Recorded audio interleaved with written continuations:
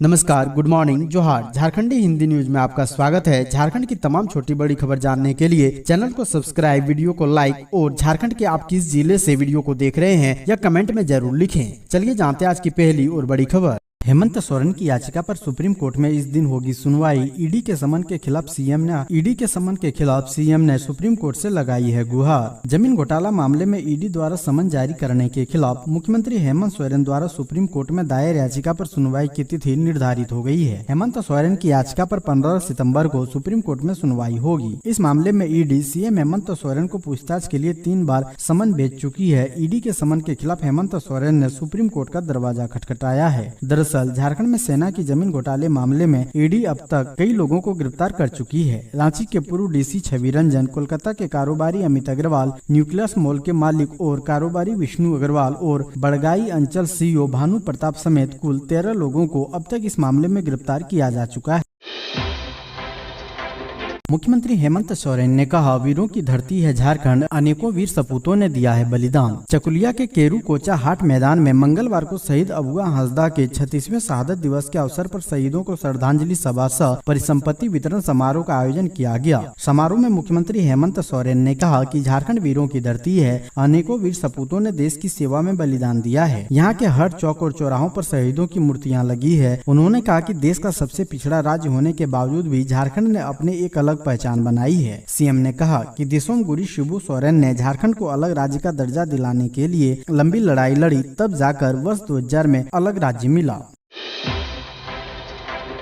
झारखंड में अक्टूबर में होंगे पंचायत चुनाव, खाली सीटों के लिए चुने जाएंगे पंचायत प्रतिनिधि। राज्य के मुख्य निर्वाचन आयुक्त डीके तिवारी ने सभी आयुक्तों को पत्र भेजकर अक्टूबर व नवंबर में चुनाव कराने को लेकर तैयारी करने का निर्देश जारी किया है। मुख्यालय द्वारा भेजे गए पत्र में 31 मई 2023 की आर्ता को आधार मानकर मतदाता सूची तैयार करने को कहा है। इसके लिए सभी प्रखंड के प्रखंड विकास पदाधिकारी को भेजा गया। इस आदेश के बाद मतदाता सूची का विखंडन, मतदाता सूची का प्रकाशन का काम होगा। इसके बाद राज्य सरकार के निर्देश पर चुनाव हो जाएगा। झारखंडी भाषा खतियान संघर्ष समिति ने किया प्रदर्शन, वेतन में कटौती एवं अन्य मांगों को लेकर पुराना विधानसभा के पास निकाली रैली। झारखंड शिक्षा परियोजना परिषद द्वारा संचालित उत्कृष्ट विद्यालयों में आउटसोर्सिंग कंपनी के द्वारा दिए गए कर्मचारी के वेतन में लगातार कटौती एवं अन्य मांगों को लेकर झारखंडी भाषा खतियान संघर्ष समिति की ओर से राजधानी रांची स्थित पुराना विधानसभा के पास एक रैली निकाली गयी। झारखंड शिक्षा परियोजना परिषद कार्यालय तक लोगों ने शांतिपूर्ण तरीके से रैली निकालकर कार्यालय के समक्ष प्रदर्शन किया। प्रदर्शन कर रहे उत्कृष्ट विद्यालय में कार्यरत महिला कर्मचारियों का कहना है कि हमारे वेतन को लेकर ज्वाइनिंग के समय 18,000 की बात की गई थी, लेकिन 18,000 वेतन अब तक नहीं मिल पाया है और लगातार हमारे वेतन में कटौती की जा रही है। मानकी मुंडा, मांझी, परगनेत समेत अन्य को मिलेगा आवास, सीएम हेमंत सोरेन ने की घोषणा। पूर्वी सिंहभूम के चकुलिया स्थित कुरू कोचा में शहीदों की स्मृति में श्रद्धांजलि सभा सह परिसंपत्ति वितरण समारोह का कार्यक्रम हुआ। इस मौके पर मुख्यमंत्री हेमंत सोरेन ने मानकी मुंडा, मांझी, जोग, गोड़ेत, परगनेत आदि को आवास देने की घोषणा की। वहीं इन लोगों के बीच बाइक का भी वितरण किया। सीएम ने कहा कि देश की सुरक्षा की बात हो या जल, जंगल व जमीन और पर्यावरण को बचाने का, अन्याय और शोषण का विरोध हो या फिर अपने मान, सम्मान और हक अधिकार की लड़ाई, झारखंड के आदिवासी मूलवासी न कभी झुके हैं और न कभी रुके हैं। हर मोर्चे पर संघर्ष करते रहे हैं और आगे भी करते रहेंगे। कहा कि उन्होंने कभी भी अपने वसूलों से समझौता नहीं किया। इतिहास गवाह है कि यहाँ के अनेकों वीरों ने समाज और देश के खातिर अपनी कुर्बानी दी है। हम सभी को अपने इन अमर शहीदों पर गर्व है।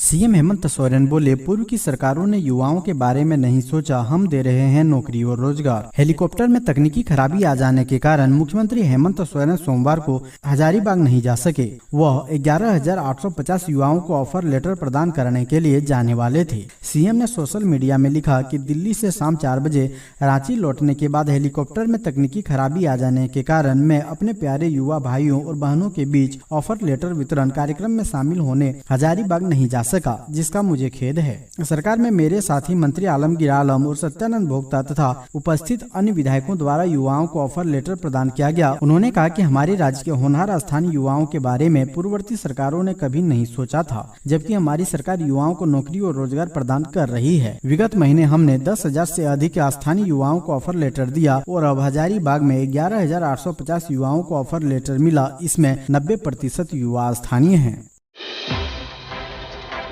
झारखंड के सांसद निशिकांत दुबे का बड़ा बयान, बोले कांग्रेस झूठ का पिटारा, एक दूसरे को गिराने में लगे उसके नेता। सांसद निशिकांत दुबे ने कहा है कि कांग्रेस सिर्फ झूठ का पिटारा है, उनके नेता लगातार झूठ बोलते रहे हैं और एक दूसरे को गिराने में लगे रहते हैं। पूर्व मुख्यमंत्री कमलनाथ को हमेशा यह डर लगा रहता है कि कहीं दिग्विजय सिंह उनके सीएम पद की दावेदारी छीन न ले। कमलनाथ जी को तो अब राजनीतिक से संन्यास ले लेना चाहिए। झारखंड के भाजपा सांसद निशिकांत दुबे ने मंगलवार को शहडोल के सर्किट हाउस में पत्रकार वार्ता को संबोधित किया। इस दौरान उन्होंने मध्य प्रदेश की शिवराज सरकार पर गरीब कल्याण रिपोर्ट कार्ड भी जारी किया।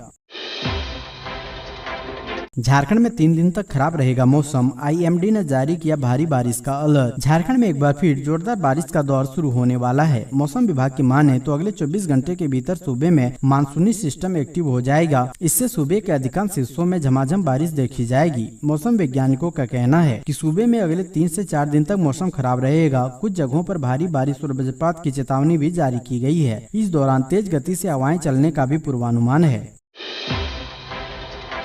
झारखंड के धनबाद में बड़ा हादसा, भूस्खलन से 7 मकान जमींदोज, 1 दर्जन मकानों में दरारें पड़ी, लोगों में अफरा तफरी। झारखंड के धनबाद जिले के गोविंदपुर एरिया की आकाश किनारी बस्ती में भूधसान की एक बड़ी घटना में 7 मकान जमींदोज हो गए, जबकि 1 दर्जन से ज्यादा मकानों में दरारें पड़ गई है। गनीमत यह रही कि इस हादसे में कोई हताहत नहीं हुआ। तेज आवाज के साथ भूधसान होते ही लोग अपने घरों से बाहर आ गए। पूरी बस्ती में अफरा तफरी की स्थिति बन गई। यह हादसा सोमवार शाम को हुआ।